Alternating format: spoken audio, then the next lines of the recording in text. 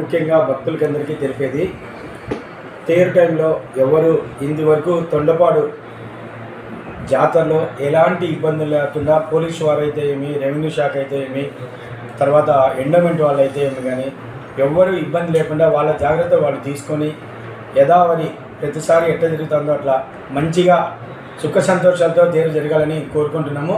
ప్రజలందరికీ విన్నపం ఏమనగా, దయచేసి క్యూ లైన్లో పాటించి ఎవరికి ఇబ్బంది లేకుండా ఎలాంటి ప్రాబ్లమ్స్ లేకుండా అందరూ సహకరిస్తారని పదే పదే కోరుతున్నాము.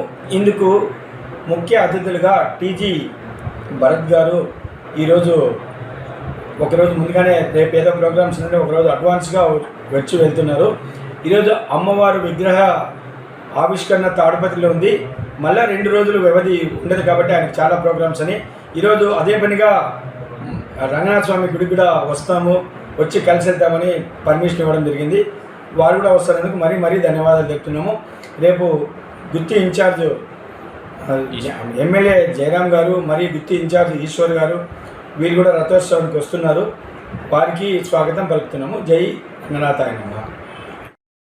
మాణిక్య రంగనాథ స్వాముల రథోత్సవం సందర్భంగా యథాప్రకారంగా ఆర్యవైశ్యుల అందరికీ ఉపయోగపడేలా ప్రతిసారి కంటే ఈసారి భోజన సదుపాయం సపరేట్గా క్యూ లైన్లో, లాస్ట్ ఇయర్ ఎక్కువ క్రౌడ్ వచ్చి కొంచెం ఇబ్బంది పడ్డారనే ఉద్దేశంతో సపరేట్గా క్యూ లైన్స్ అరేంజ్ చేసి అందరికీ సర్వ హిందూ భక్తులకి రేపు తేరు సందర్భంగా భోజనాలు బాగా జరగాలనే ఉద్దేశంతో క్యూ లైన్స్ చేయడం జరిగింది.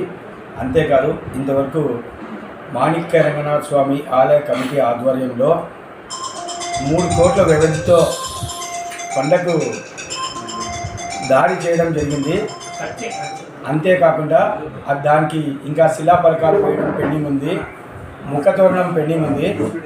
ఎమ్మెల్యే గారి చెప్పినాము, అది వారి ఆదేశాల ప్రకారం ఒకసారి మంచి రోజులో అది భూమి పూజ చేసి ఆ శిలాతోరణం చేసి ఆ ప్రాజెక్టు కూడా నెక్స్ట్ ఇయర్ తేరు లోపల కంప్లీట్ చేస్తామని.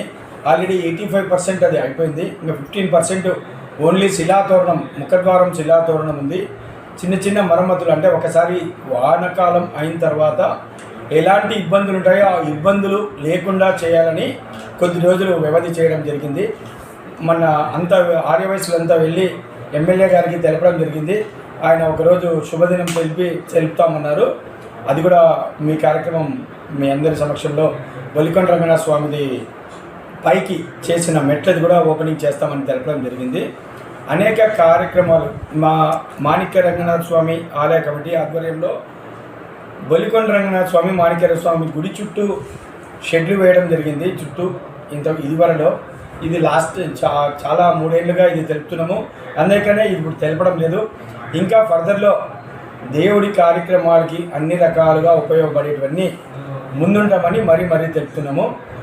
భగవంతుని దయ వల్ల రథోత్సవం ప్రతిసారిలాగా మంచి రంగరంగ వైభవంగా జరగాలని కోరుకుంటున్నాము.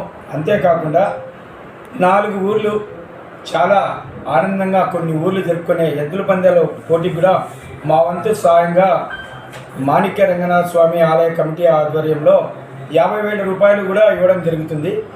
విజేతలకి ఇవ్వడం జరుగుతుంది. ఇవి యథావరిగా చేస్తున్నాము. ఇంకా మంచి కార్యక్రమాలు చేసేకి ప్రయత్నం చేస్తామని తెలుపుతున్నాము. జై శ్రీ రంగనాథాయ.